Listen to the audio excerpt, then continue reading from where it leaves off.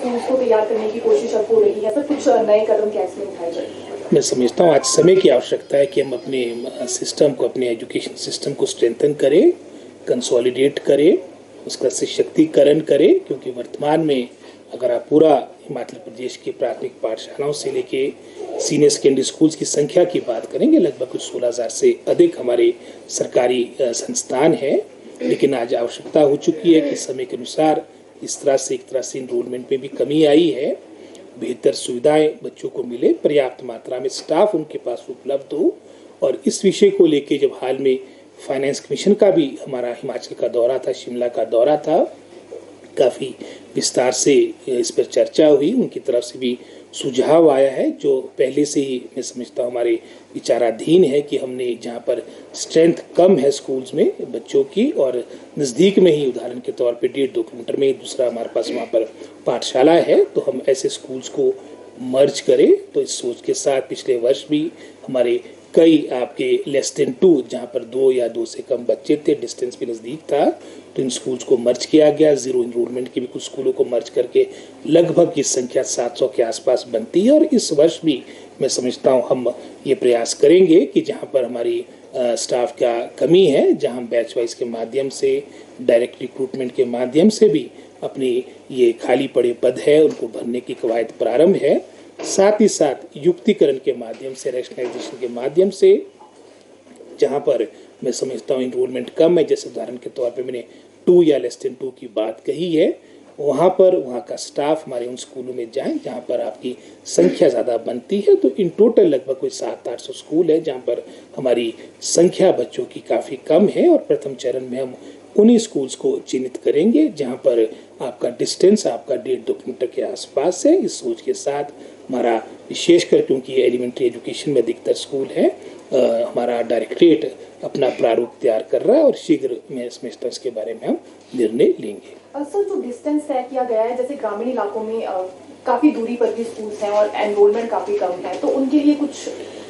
आप जानते हैं कि हिमाचल प्रदेश में लगभग अब ये मानकर हम कह सकते हैं कि 100% के आसपास हमारी कनेक्टिविटी हो चुकी है। मात्र कुछ हमारे, मैं समझता हूँ, ट्राइबल एरियाज में ऐसे क्षेत्र रहे होंगे, लेकिन इसमें भी जैसे मैंने पहले कहा 1.5-2 किलोमीटर के आसपास का हमने डिस्टेंस रखा है, बच्चों को भी असुविधा ना हो। लेकिन बच्चे वहाँ पर मात्र, मैं समझता हूँ, स्कूल खुले रहे, टीचर वहाँ ना हो, उनके एक तरह से हाजिरी तक सीमित हो, उसका भी मैं समझता है कि इनजस्टिस उन बच्चों के साथ होगा। स्कूलों का अर्थ है कि वहाँ पर पर्याप्त मात्रा में हमारी, मैं समझता हूँ, टीचर्स की संख्या हो। और इस सोच के साथ ही लगभग जो 2200 के आसपास जो हम पिछले वर्ष से लेके अपनी बैच वाइज रिक्रूटमेंट का हमने जो कार्यक्रम प्रारंभ किया था, इसके माध्यम से 2200 टीचर हमारे को मिल रहे हैं, इसमें भी हमने एक, मैं समझता हूँ, पैरामीटर तय किया है कि विदाउट टीचर स्कूल जिनकी संख्या लगभग कोई पूरे प्रदेश में 350 के आसपास बनती है, सिंगल टीचर स्कूल्स और उसकी संख्या भी लगभग कोई 31-3200 के आसपास है,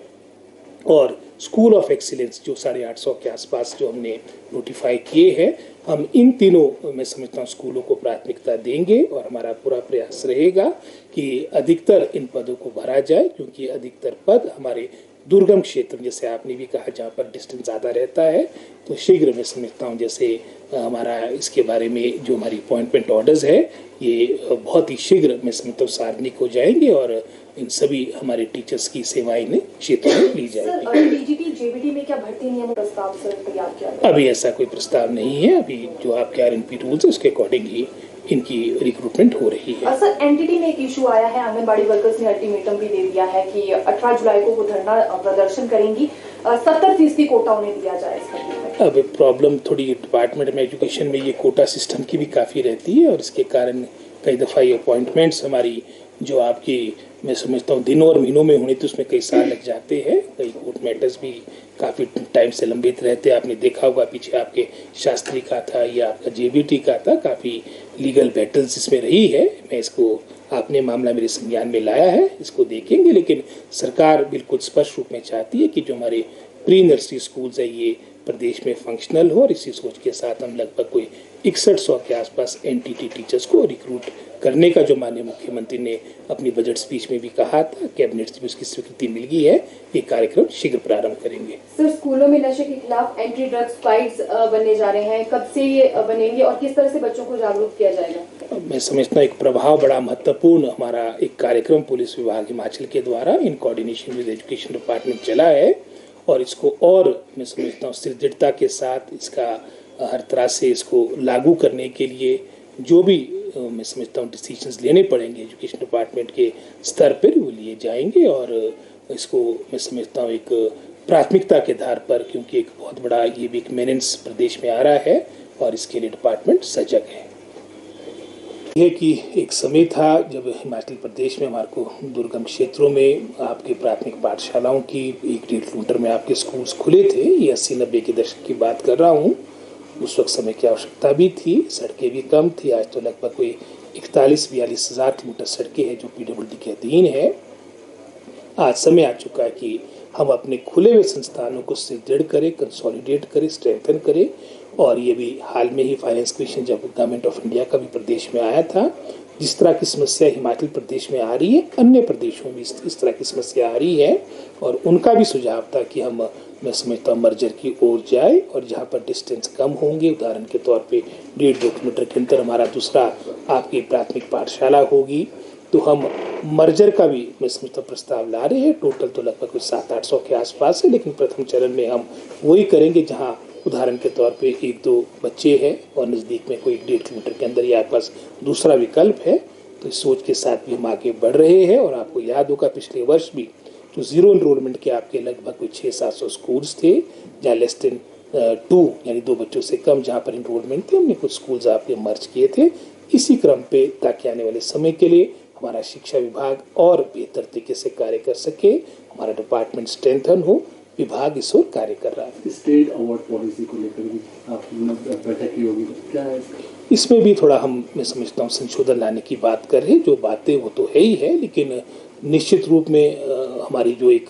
चाह है डिपार्टमेंट की, जो चाह है ये है कि जो मैं समझता हूँ जो रिजल्ट जैसे उदाहरण के तौर पे भी आपने देखा होगा हमारे कई हाई स्कूल्स में, कई सीनियर सेकेंडरी स्कूल्स में आपके बिल्कुल ही शून्य रिजल्ट्स आए हैं।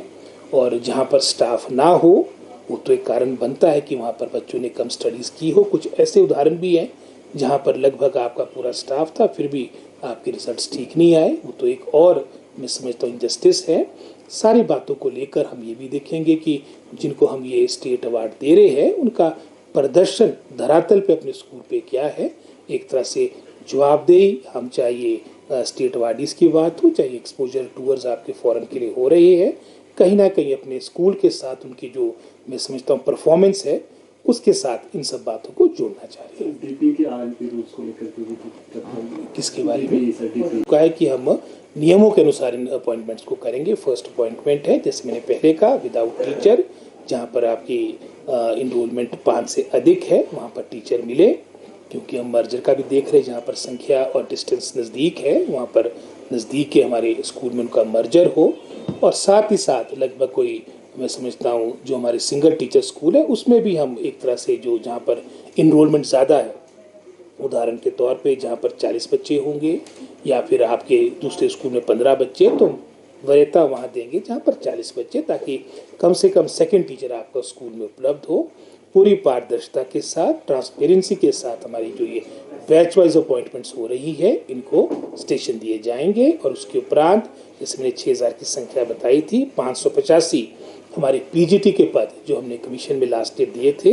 ये भी मैं समझता हूँ 1-2 सब्जेक्ट के आपके मैं समझता हूँ आपके डॉक्यूमेंटेशन रह चुकी है। शीघ्र ये भी 585 लेक्चर हमारे को मिलेंगे और इसमें भी हम इस तरह का नियम बनाएंगे ताकि विशेषकर जो हमारे दुर्गम क्षेत्र है वहाँ पर स्टाफ उपलब्ध हो। और उसके उपरांत हमारी जो 2800 के आसपास जो कमीशन के द्वारा एलिमेंट्री एजुकेशन की आपकी नियुक्तियाँ होनी है, जो हमने पहले मैं समझता हूँ यहाँ पर पब्लिक सर्विस कमीशन को दिया था, लेकिन जैसे फिर से हमारा ये हमीरपुर का सर्विस सिलेक्शन बोर्ड हमीरपुर का हमारा बोर्ड फंक्शनल हो चुका है, इसको वहाँ पर टेकअप किया जाएगा क्योंकि कमीशन ने ये कह दिया है कि हमारे पास काफ़ी वर्कलोड है। तो शीघ्र ये प्रोसेस भी हमारा हमीरपुर वाला प्रारंभ होगा ताकि हमारे को ये जो 6000 के आसपास पदों की हमने सैंक्शन लास्ट ली थी, ये सभी मैं समझता हूँ फील्ड में जाकर हमारे दुर्गम क्षेत्र में अपनी सेवाएं दें। और इसके उपरांत जो एनटीटी टीचर्स का भी हमने पिछली कैबिनेट में निर्णय लिया था, ये भी मैं समझता हूँ आपने देखा होगा, इसमें जो हमारी एनसीटी की गाइडलाइंस है,